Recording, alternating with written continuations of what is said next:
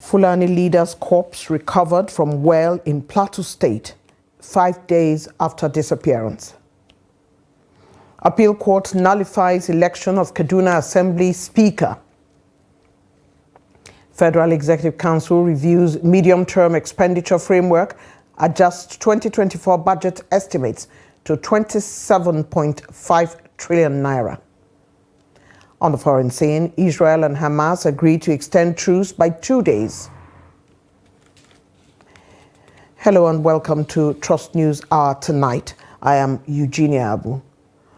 The corpse of a Fulani leader, Umar Ibrahim, who got missing on Wednesday, has been found in an abandoned well located at Jokon community in Mangu town of Mangu local government area of Plateau State. The deceased was, prior to his death, the Chiroma of Kumbun district of Mangu local government area of the state. The spokesperson of the Operation Safe Haven, a security task force maintaining peace in the state, Captain Oya James, confirmed the incident. Ado Musa completes the report. This is the well where the corpse of the Fulani leader was recovered and is being removed by members of the group who were accompanied by personnel of Operation Safe Haven. Garba Abdullahi, state chairman of the group, explains how the body of their leader was recovered. Around 6 p.m. on Wednesday, 21st of November 2023, he went out to go and buy food for his patient, that is his wife. So from then, nobody saw him come back. From there, he got missing. So all efforts to locate his whereabouts proved abortive until yesterday. That was Sunday. So his corpse was recovered in one of the wells there, around the eastern part of Mangu Stadium. So some Fulani herders discovered that there was a corpse in that well when they are herding around that place.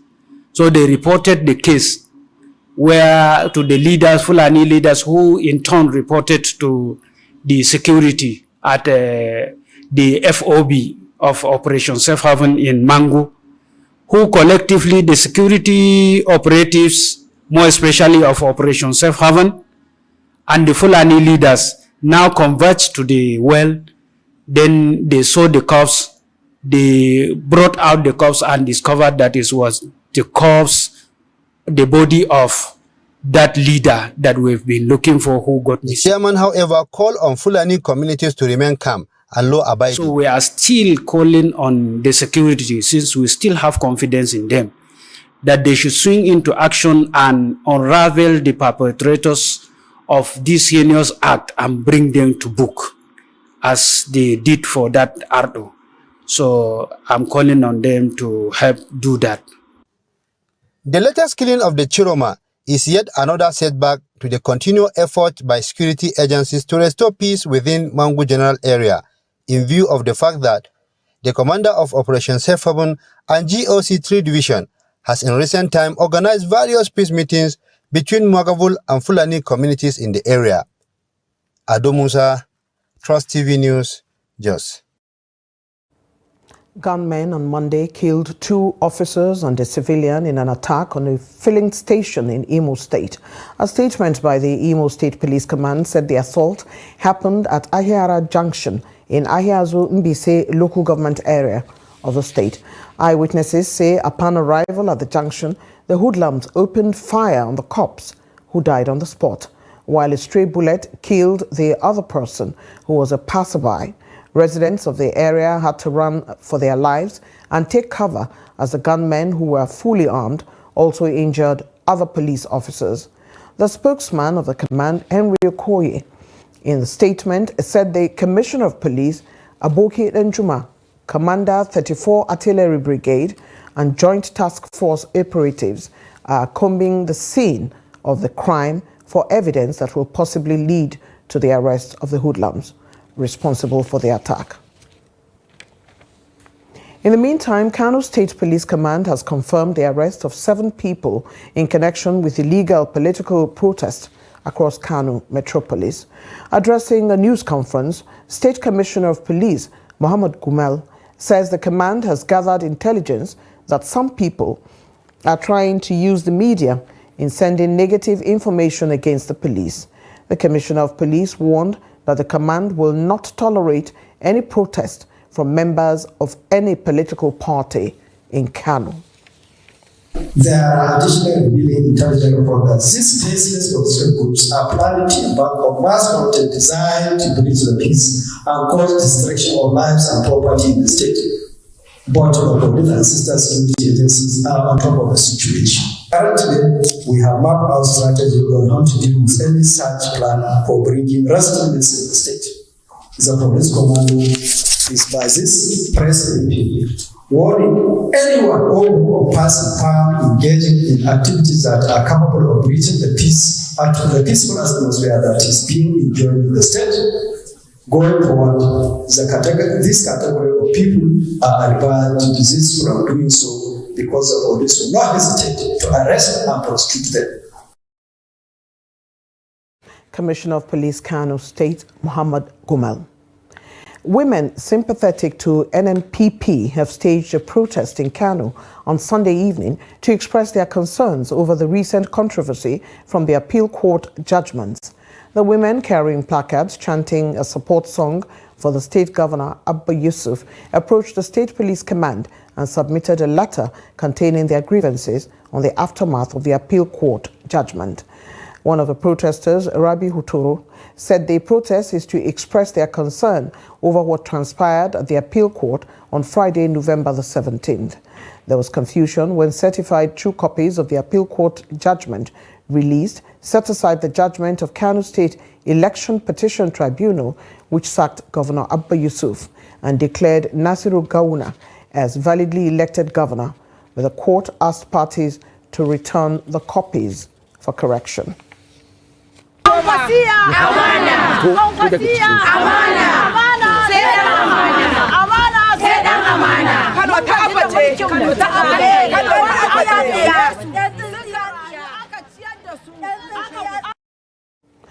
In another development, the Court of Appeal sitting in Abuja has nullified the election of the Speaker of the Kaduna State House of Assembly, Yusuf Liman, and ordered a rerun in 5 polling units. The State Assembly Election Petition Tribunal had on September the 30th nullified the victory of Liman, representing Makera State constituency, and ordered a rerun in 42 polling units. This followed a petition filed before the tribunal by the candidate of the People's Democratic Party (PDP), Solomon Katuka, challenging the election of Liman of the All Progressives Congress (APC). In his petition, the PDP candidate alleged that there were gross irregularities regarding the election of the Speaker, arguing that he actually won the March 18, 2023 House of Assembly election in Makera constituency and therefore ought to have been declared the winner. The appeal court in its judgment dismissed the appeal by the Speaker and INEC and ordered a rerun in 5 polling units instead of 42 that was ordered by the tribunal. As it stands now, APC has 17,470 votes and the PDP polled 17,088 votes. The court ruled that the election of Liman was nullified on the 382 lead margin, which is less than the number of permanent voters' cards collected in the affected polling units. The House of Representatives says it is committed to greater and more transparent engagement with the public in order to reduce suspicion, build trust, and generate support for the work of the legislature. The Speaker, Tajuddin Abbas, made this known on Monday while declaring open a one-day capacity-building retreat for chairmen and deputy chairmen of House committees held in Abuja. Here's that report. The legislature is the engine room of a democratic government, while chairmen and deputies of committees are said to be the gear that keeps the engine running. This retreat on the theme Improving Legislative Performance Through Effective Committee Management is geared towards establishing clear expectations on how committees will conduct their businesses and how members will participate. In their goodwill messages, stakeholders called for synergy and the need to engage effectively with citizens. The numerous successes I highlighted earlier were achieved within only 5 months, and every success had the signatures of the entire leadership and the members of the House. It has always been the result of teamwork, diligence, patience, and parsimony. One of the things that citizens are concerned about is the nature of our public hearings. And since committees will be conducting public hearings, we want to implore that you communicate timelines and the participation of citizens early to encourage citizens to participate. Former Speaker of the House and Chief of Staff to the President, Femi Gbajabiamila, in his submission, made few recommendations that would enhance the ability of the 10th House to perform optimally. One way to help the Nigerian people to better understand the legislature's role is to expose them to the inner workings of the legislature with a focus on legislative output, such as the publication of oversight and investigative reports. After such reports have been laid and considered on the floor of the House of Representatives, they can be published on a dedicated website as part of efforts to improve transparency and open government and ensure the rest of our fellow citizens understand what legislators do every day. For the Deputy Speaker Benjamin Kalu, the retreat will ensure the efficiency in the work they do and will meet the expectation of taxpayers for the overall good of the nation. There are 2 or 3 committees that will be handling a particular assignment of the House of Representatives, whether it be investigative or in the course of the appropriation responsibility. Kindly follow the guideline. Let those who are supposed to lead these committees lead well, also with respect to other equal partners in this project, the other chairmen of committees. In a matter of days, the 2024 Appropriations Bill will be sent to the National Assembly for deliberation, and for the first time, the House will give Nigerians an avenue to participate in 2024 budget process. As we expect to receive the 2024 Appropriation Bill in the next coming few days, I wish to state that the House will convene a budget town hall meeting to enable citizens to make inputs into the 2024 budget appropriation. The one-day retreat is expected to improve legislative performance through effective committee management, which involves clear leadership, legislative effectiveness, oversight, audit committee effectiveness, and evidence-based policymaking. And now to aviation.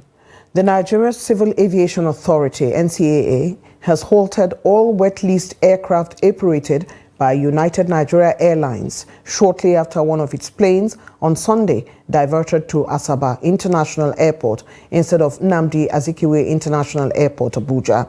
Following the incident on Sunday, reports surfaced that the Director General of the Civil Aviation, Musa Nuhu, summoned an emergency meeting of the agency. At the meeting, it was decided that the airline's explanation was not acceptable to the authorities. The airline ascribed the diversion to unfavorable weather in a statement signed by the head corporate communications, Achilles Chud Uchebu. However, specialists in the aviation sector disproved the assertion, stating that weather reports are sent to airlines or pilots every half an hour. You're watching Trust TV. This is News Hour. After the break, how lack of jobs is forcing Nigerian graduates into commercial tricycles, popularly known as keke business. We'll return with more news after the break. To stay.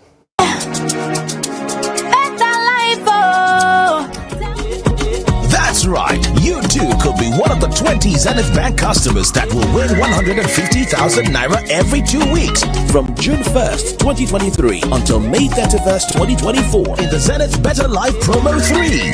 To qualify, simply open a Zenith Bank account. For more information, visit www.zenithbank.com/betterlife. Live the better life with Zenith Bank.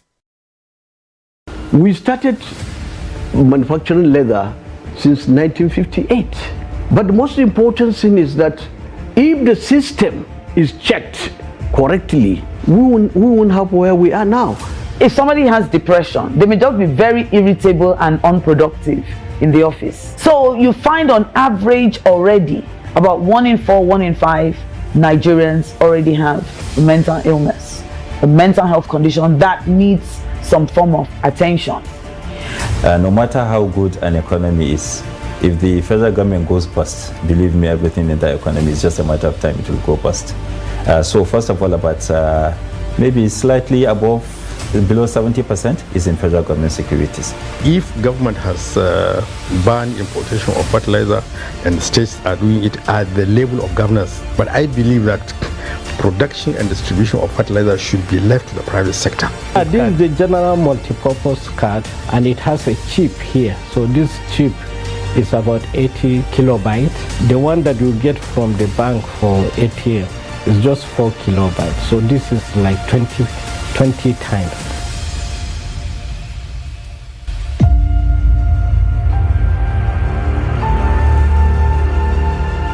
Why did you develop this reputation as somebody who is difficult to work with? I will tell the truth. No matter whose ox is born, I will say exactly how it is. This is where I actually sympathize with commissioners of nowadays, where a commissioner sometimes is just a picture. You find somebody, even a cleaner and the governor's wife, can interfere with their abilities. Even the ministers, there are very many who respected me, simply because I never complained about them. I never went to ask for a favor, never. So none of that has happened? Nothing. But if it hasn't happened, do you have hope that now another government coming in? There's no hope. So you've given up I've given politics? I've given up. It's gone, it's gone. Retrenchment from work is the most hated thing by unions. It's a loss of job, means that is loss of life, in fact, for civil servants at that time. Nigeria's economy, Nigeria's security, Nigeria's intelligence. This is what the materials we were handling.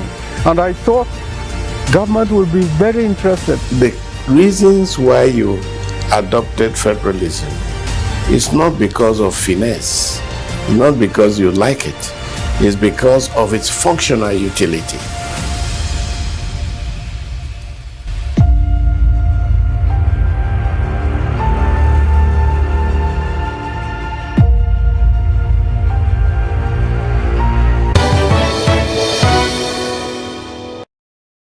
Welcome back.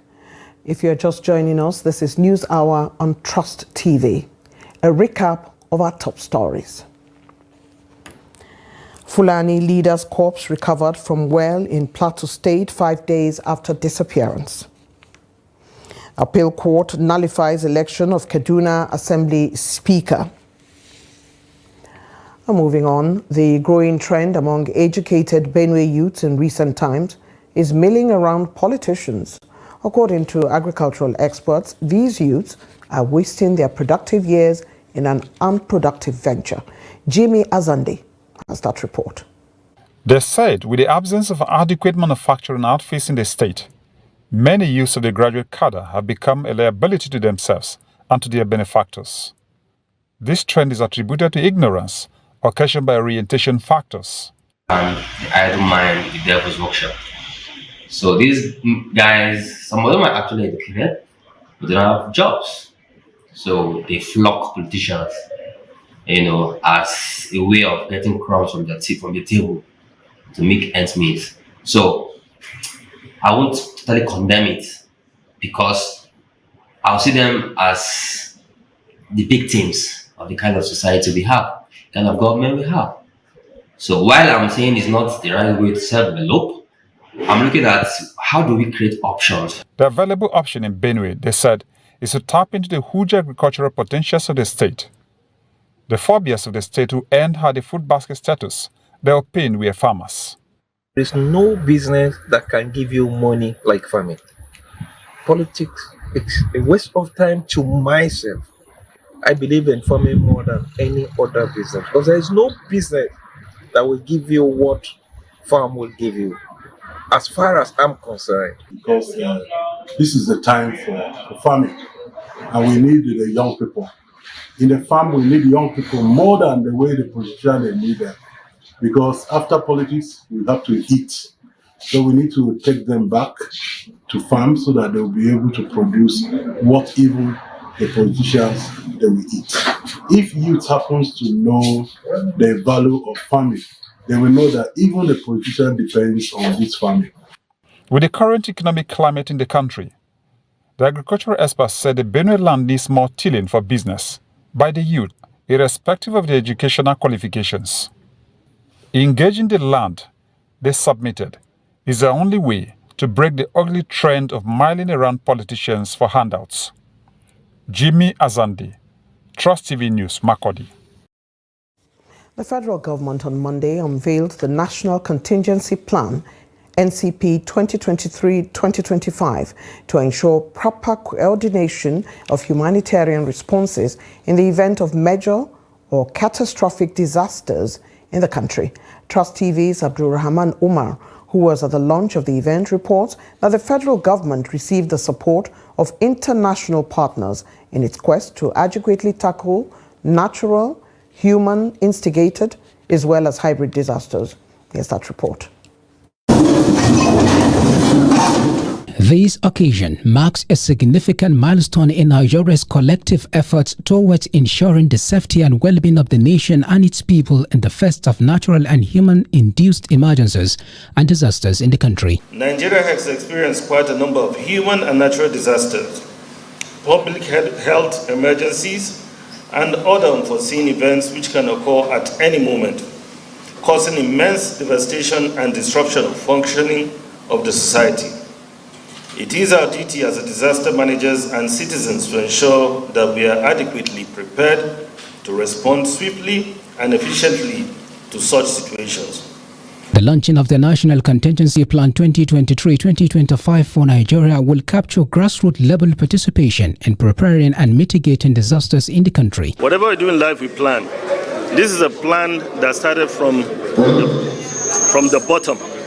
It started from the communities to the local government to the state. We worked with the local government, we worked with the states, and then to the national, with all stakeholders. The plan evaluated 12 different risks, including flooding, health epidemics, and conflict, with a plan to mitigate their impact. Some of these risks are natural, while others are caused by humans. Even though poverty and socio-economic disparities were identified as contributors to the latter. International partners and other relevant stakeholders in the country stressed the need for Nigeria to carefully utilize the contingency plan to serve as a guide towards a better response to emergency situations as well as preparedness to mitigate the disasters. After the devastating floods that affected 4.4 million people in Nigeria in 2022, including some 2.6 million children, and displaced around 2.4 million people, this event today highlights the importance of emergency preparedness. As OCHA, we pledge to continue to work alongside you and take the contingency planning process even further and look at anticipatory action so that we plan for those anticipated events and be able to address them before they happen. I hope we have had the plan, we will be referring to it. If not so, the effort of the indigenous and all the staff that are involved in taking this program will have been wasted. We recognize the importance of disaster preparedness and the response in our states, which has been several impacts by various crises, including the insurgents and natural disaster. This stakeholder engagement will ensure continuous revision of risks across the country by supporting states in developing their contingency plans on early warning systems to enable, prevent, prepare, and respond to this risk. Abdurrahman Umar, Trust TV News, Abuja. Stakeholders have appealed to the senator representing Bauchi South Senatorial District, Shehu Buba Umar, to use his office to ensure that a federal government deploys more security surveillance and personnel to tackle the spate of insecurity, especially kidnapping and armed robbery that are bedeviling the southern part of the state. They made the plea during an interactive meeting on matters of human interest and development of the area. Adamu Imam brings us that report.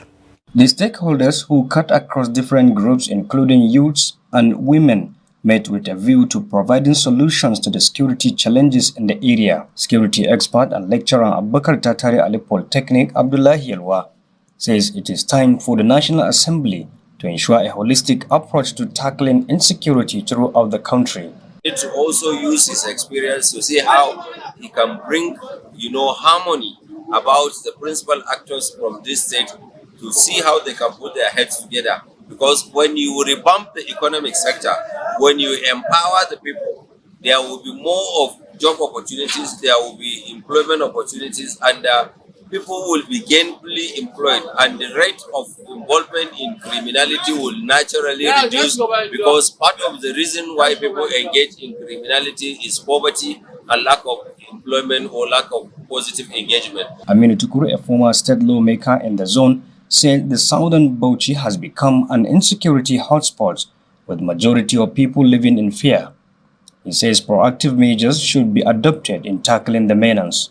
Responding, the Bauchi South Senator Shehu Buba Umar told newsmen that the idea behind convening the interactive session is to afford stakeholders the opportunity to brainstorm on the insecurity in the area and the lack of development in order to find lasting solutions. He says the Red Chamber will do its part in the task of resolving the security challenges. It's a strategy, and we are working in collaborations with the federal government to see we have tackled this insecurity, more especially in this our local government, to our local government, to our government, Al-Qaeda government, where this kidnapping is on the high. But as I can tell you, it's no excuse. I cannot come out to the public and disclose our strategy. Some religious and traditional leaders offered special prayers for the zone to succeed in the fight against insecurity and poverty. Adam Imam, Trust TV News, Bauchi. And now to health. The presidency has lauded the former leadership of the National Primary Healthcare Development Agency for driving the vision of Nigeria towards the attainment of universal health coverage and strengthening the primary healthcare system. Special advisor to the President on Health, Dr. Salma Anas, who stated this, said despite the number of challenges facing PHCs across the country, the agency in the last 7 years has laid the foundation for the incoming leadership and developed Nigeria's primary healthcare system towards bringing healthcare closer to the people in the communities. Here's that report.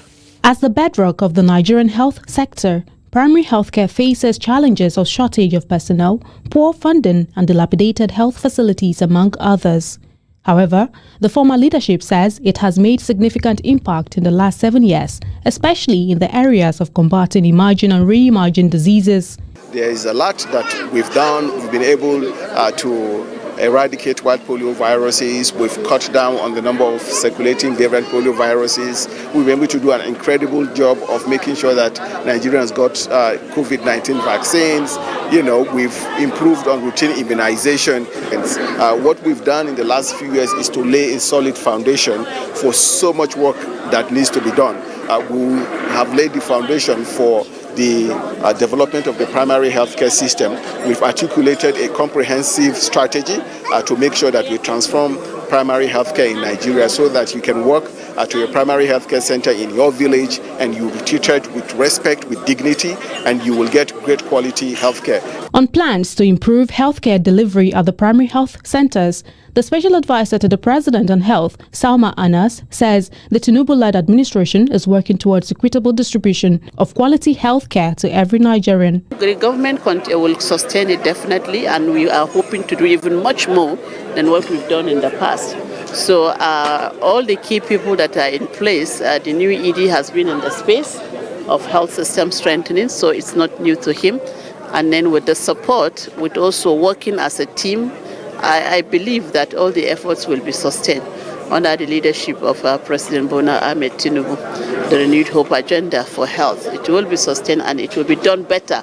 We hope to even do better and scale up to reach every nook and corner wherever Nigerians are to deliver health services for them. I'm very confident that my successor and all the people that will come after me will build on that legacy, and in the not too distant future, Nigerians will begin to actually reap the benefits of a well thought out plan to transform primary healthcare.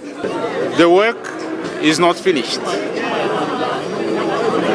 We are moving from a strong building block.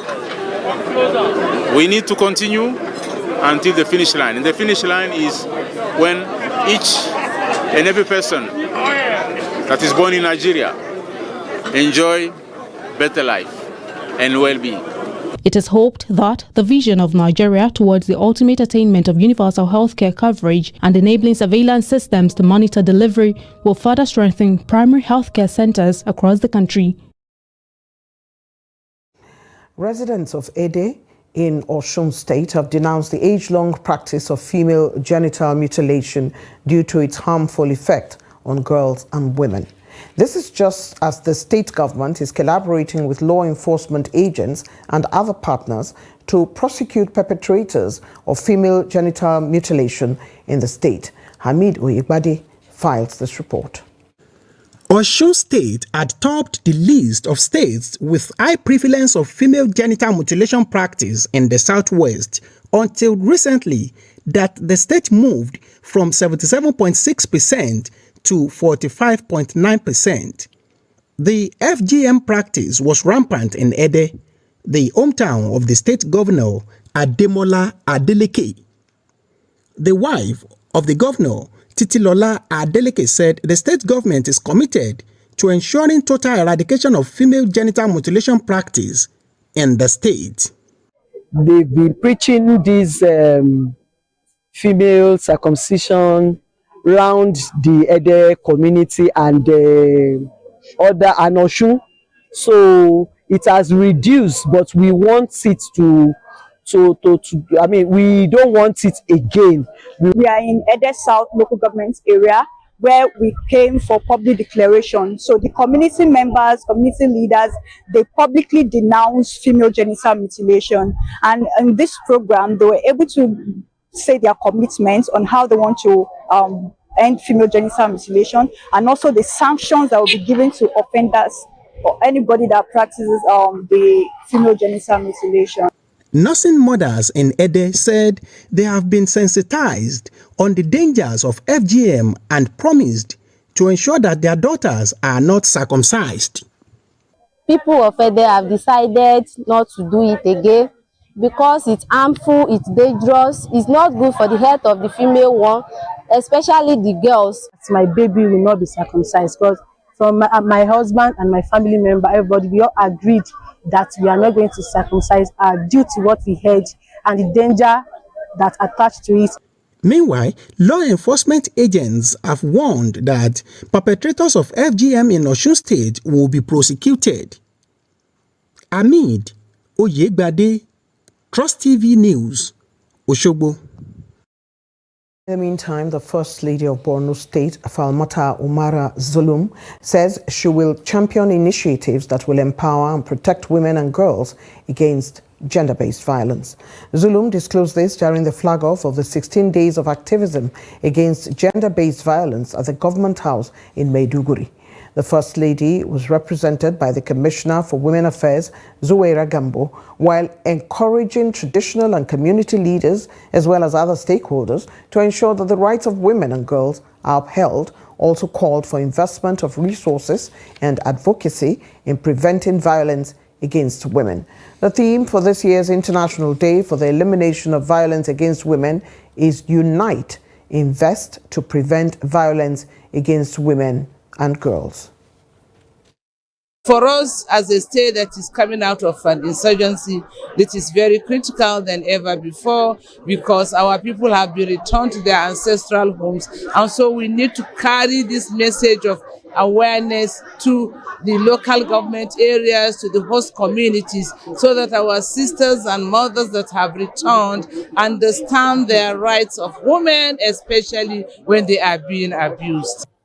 It's a call for action. It's a call to action for collaboration, emphasizing that everyone, regardless of sector or background, has a vital role to play in preventing violence against women and girls.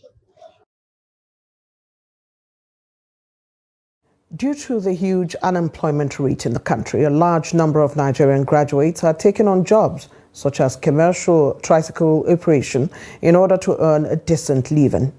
With the cost of purchasing a tricycle steadily increasing, many operators who cannot purchase their tricycles have therefore engaged in hire purchase or ride and remit daily agreed amounts to those who have them. In this report, Newell Sampson takes a look at a typical day in the life of a graduate keke operator and also speaks to their employers as well as sellers on issues in commercial tricycle operation. Here's that report. Shahaban Yeshu Ahmed, a graduate of community health from Rapid International Health Science School of Technology, DUSI, tells us the reason he ventured into commercial tricycle, popularly called keke riding business, after graduation and his plan for the future. I selected this keke driving because it is my destination. Because I don't get anything to do then of this one. So that is why I prepared this keke for my work or for my business. My plan for the future, I want to further my education to go for BSc, for degree and masters.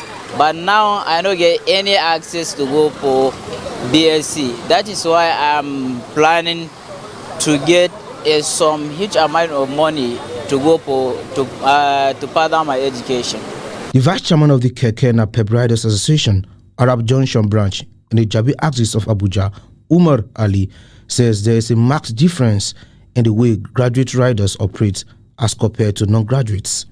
Actually, the difference is very, very far, as in to understand.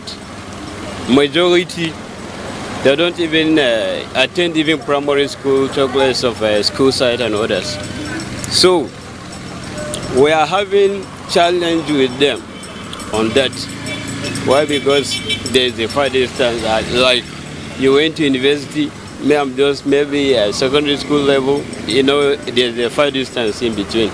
So, with very few jobs available for millions of graduates being churned out of Nigerian universities every year, the need to survive leaves some of these riders with no option but to collect the tricycles at a very exorbitant rates, which the sellers justify. It depends on the price that you buy the keke, because if you check the people who buy last year, the price of the hire purchase is not like now, like the people that used to hire it now. Because if you check like last year, the keke is around 850,000 to 950,000. So we used to give it for hire purchase around 1,350,000 or 1,400,000. Depends on how the buyer buy it that time, the range of the money.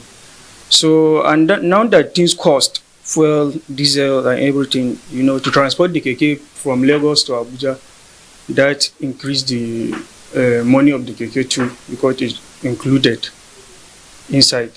So that's what makes the hire purchase cost. Hire purchase is 2,900,000. Meanwhile, many feel sorry for some of these graduates who end up with jobs like this. Others say it is better than resorting to crime, which has a negative impact on the nation. Newell Sampson, Trust TV News, Abuja. Religious leaders and worshippers in Yenagoa, the Bayelsa state capital, have called on the federal government to ensure that Christians celebrate the birth of Jesus Christ with ease. The call, according to them, has become necessary as few weeks to Christmas, prices of commodities like rice, meat, beans, onion, and tomatoes are still high. Friday Peter has details on the report. So Moses Etume and Pastor Taye Akpowo Mano call on Christians to reflect on God's goodness upon their lives.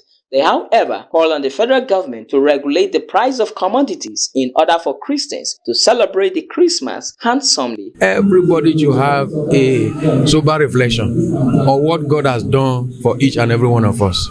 Because it is only those who think that can thank God. When you think of what He has done for you, that is when you can be able to appreciate Him. While we are looking towards the celebration of the birth of our Lord Jesus Christ, which is a gift for humanity, for our salvation. Okay, one of the major things is that every government, they have policies. You know, most of the government, when they make policies, they don't follow up. If not, there are policies that regulate price of things. Let's say, for example, the price of fuel. It is government that regulates. So also, if government can also regulate the price of commodity, then we will be able to enjoy the Christmas very well. For who he is, and to appreciate God for what he has done for us, and to appreciate God for what he is about to do, because God is faithful. If we think of what God has done for us, it needs to be appreciated. Worshippers call on Christians to be contented and celebrate the Christmas within their means and not to allow the economic situation of the country compromise their faith. We beg governor, presidents to just make things possible for us to celebrate the Christmas because of the price of things to cost, like rice, like groundnut oil, everything, and our salary. They reach us to buy anything. Then maybe they receive 50,000 as salary. The salary now we go for rice. Now wait till you go fit carry buy for your children. And so they beg, make them bring the things down. So we feel celebrate the Christian, we celebrate the Xmas. Advice to Christian in the world should know that anything you are celebrating, God first. Without God, you cannot celebrate the Xmas that is coming up. We should not look at the economic of the country. Whatever God bless you with, be content with what God has given to you. Don't sell your body or don't compromise to the world because of the pleasure of the world, but rather honor God in everything. In most festive season, a lot of young girls are indulged in immoral activities to meet up with the Christmas celebration. From Yenagoa, Friday, Idmobowi Peter. Frost TV News, Yenagoa. You're watching News Hour on Trust TV. The news continues after the break. Do stay with us. Human beings know what is right. If they don't want to do what is right, they will give you 1,001 reasons why they are doing the wrong things. They see themselves as conquerors, and other people have been conquered. When the opposition and the press keep parroting that phrase, government has failed, but we will not be here, hold on, we will not be here, sitting down here, if government has failed. There has been almost a total collapse of the security outfit, and the terrorists are taking advantage of this. On that, a country that has about 923 square kilometers of arable land, not more than 2.5% has been cultivated. Of course, you, the Nigerian citizen, will also have your say via our phone-in numbers on your screen. The issue of appointment in Nigeria has become more political than doing the right thing for the country.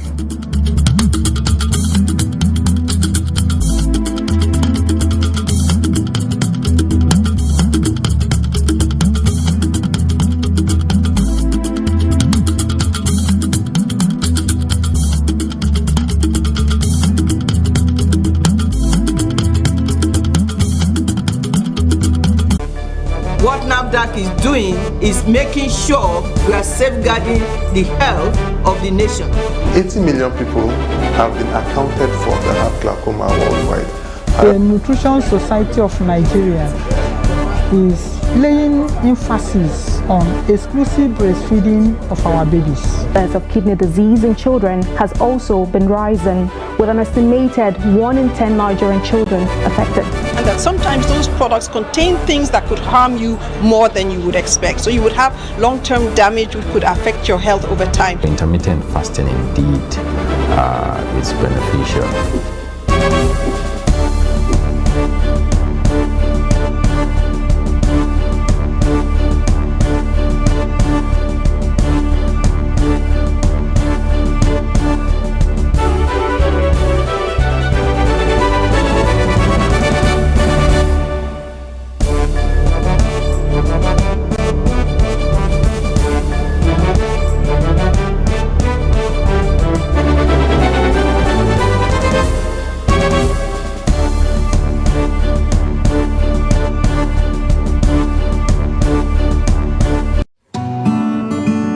Are you interested in the latest news and developments in Nigerian politics, policy, governance, and other critical national issues?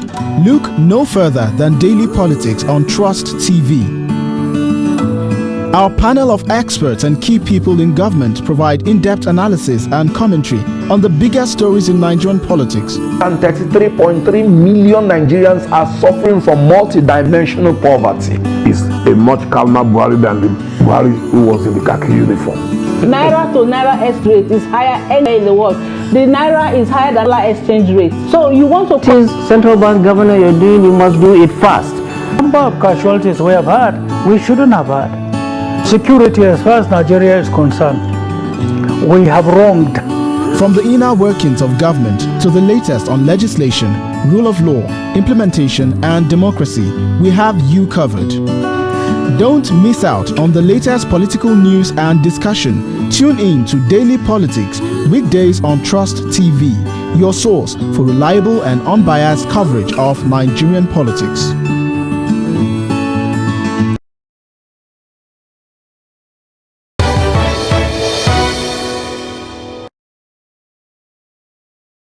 Thank you for rejoining us. The Federal Executive Council has approved the 2024 appropriation bill at 27.5 trillion naira, which represents a 9.5 trillion naira increase from the earlier estimated bill. The cabinet had proposed 26.2 trillion earlier, but had reviewed the medium-term expenditure framework, MTEF, that was approved by the National Assembly. Minister of Budget and Economic Planning, Atiku Bagudu, explained on Monday at the end of the meeting that the new proposal was legitimate because projections could change due to many variables, including new priorities and MDA's presentations. Bagudu said that MTEF that was approved by the National Assembly had estimated the exchange rate at 700 naira per dollar with an oil price benchmark of $73.96, but the Federal Executive Council had revised the exchange rate to 750 naira to a dollar and had adopted an oil price benchmark of 77.96 naira in order to further fund the 8 priority areas of the administration. Meanwhile, Minister of Finance Wale Edun says that the federal government has secured funds from the African Development Bank for budget support.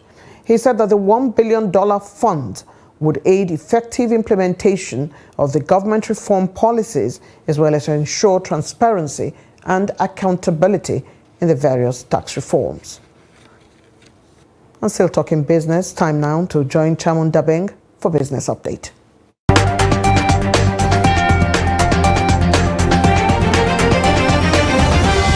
In the first half of 2023, corporations raised the pay of their employees by 18.35% to 29.45 trillion naira in an effort to counteract the nation's rising inflation rate.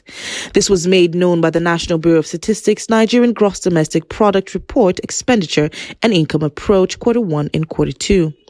Employee compensation, defined as the total amount of cash or in-kind that companies owe employees for labor completed, increased from 24.88 trillion naira in the first half of 2022 to 29.45 trillion naira in the same period in 2023. The National Bureau of Statistics attributed the increase to the country's worsening economy as workers deal with the rising cost of living and pricing. The NBS said in real terms, year-over-year, growth employee compensation increased by 15.08% in Q1 and 19.41% in Q2 of 2023.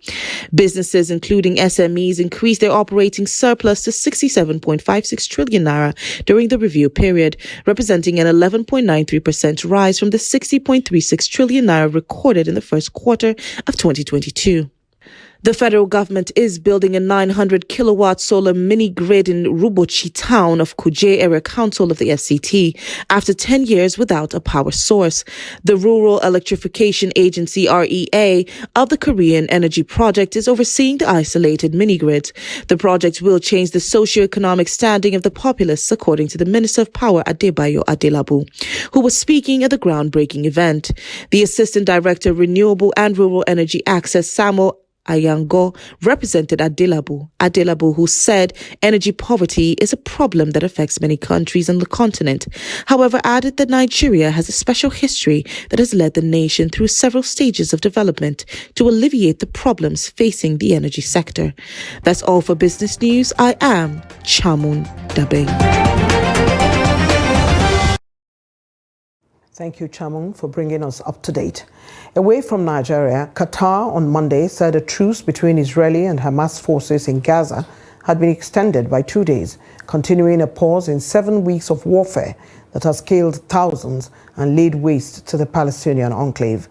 A Qatari Foreign Ministry spokesperson disclosed this via a post on social media platform X. There was no immediate comment from Israel, but a White House official confirmed the agreement had been reached. Hamas also said it had agreed a 2-day extension to the truce with Qatar and Egypt, who have been facilitating indirect negotiations between the two sides. None of the announcements specified how many hostages would be released, but earlier the head of Egypt's State Information Service, Daya Rashwan, had said the deal being negotiated would include the release of 20 Israeli hostages from among those seized by Hamas during its October 7th assault on southern Israel. In exchange, 60 Palestinian prisoners held in Israeli jails would be freed, he said. The initial 4-day truce was due to end on Monday night. The release of 11 Israeli hostages and 33 Palestinians under the original ceasefire agreement was expected later on Monday. Daily life resumed amid heavy security presence in Sierra Leone's capital, Freetown, on Monday as the government partially lifted a curfew imposed after armed clashes erupted in the city. Early on Sunday, armed assailants stormed a military armory and several prisons, sparking battles with security forces that lasted for hours in the capital. Sierra Leone has been going through a political crisis following elections in June. On Monday, the government lifted the daytime curfew that it had imposed and urged people to resume their daily lives while remaining vigilant. It said a curfew would remain in place between 9 p.m. and 6 a.m. In Freetown, some stores and banks opened and traffic had restarted on Monday, but schools remained shut. Checkpoints had been set up on the main roads where members of the security forces were searching vehicles. No death toll from the violence nor any information on those arrested has been officially released. And in sports news, the Confederation of African Football, CAF, has announced the shortlisted players for the women's categories in the 2023 CAF Awards. A statement on CAF website on Monday said 10 players remain in the race for the prestigious individual honor. It said other categories included Interclub Player of the Year, Goalkeeper of the Year, Young Player of the Year, Coach of the Year, National Team of the Year, and Club of the Year have 5 nominees each. A statement said the ultimate winner of each category will be decided after votes from a voting panel consisting of CAF Technical Committee, media professionals from member associations, head coaches and captains of member associations and clubs involved in the group stages of the interclub competitions. It said the awards gala will take place on Monday, December the 11th at the Palais de Congrès, Movenpick, Marrakesh in Morocco. And for more sports now, let's join Emmanuel Fashemi for more sports update.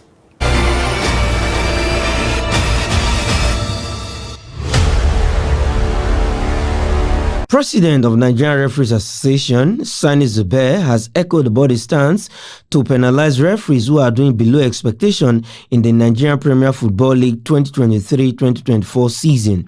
The president made this known due to numerous complaints of inappropriate handlings of games by some of its members. Recall that the NRA suspended 14 referees on November 6, 2023 because of poor officiating of match day fixtures. The referees sanctioned over poor officiating includes Bawa Buhari, Chukwuka Jalov, Akinwale Tomiwa, Said Abulaziz, Jimmy Aimogbonrie, Brown Ebenezer, Atuhu Morinsin, Imamu Maliki, Sunday Azi, and the 4 match officials who took charge of Sunshine Stars game versus Abia Warriors in match day 6 clash of the 2023-2024 season. The league enters match day 11 on 2nd and 3rd December 2023 with interesting games lined up. The chairman board of Nigeria National League (NNL), George Alu, has expressed happiness with the results so far lodged in the second-tier league, stressing that it's very inspiring and will be sustained. Since the kickoff of the 2023-2024 season, the league has recorded tremendous results with teams winning away from home. Alu, while reacting on the development, said they are pleased about the situation and willing it continue to give the league credibility. In match day 2, 4 away wins were recorded in the clashes played across various venues of the league. The coach of Rivers United, Stanley Eguma, has maintained that they can play their home games anywhere in Nigeria. Rivers United started their campaign in the group stage of the CAF Confederations Cup on Sunday with a 3-0 bashing of APC Lobito in Uyo. During the post-match conference, Eguma reiterated that though Port Harcourt is their fortress, but are capable of playing their home game anywhere in the country. Uyo is Nigeria and Port Harcourt is also Nigeria, and we are a Nigerian team. He further said, we play anywhere. We have even left Nigeria to play in Benin Republic in the past, though everyone must have their strong base and our home is Port Harcourt. But now the conditions don't allow us to play there. We can play anywhere, so it's Nigeria. Rivers United will be away to Ghanaian side Dream FC on match day 2 of the competition. And that is it on sports. I am Emmanuel Fashini.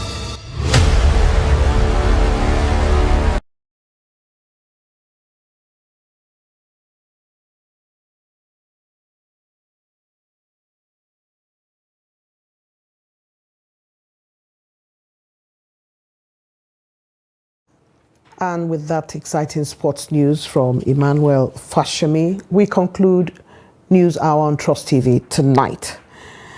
Do not forget to follow us across all our social media platforms and join our YouTube live stream for more news, programs, and documentary. On behalf of the entire team, I am Eugenia Abu. We thank you for watching.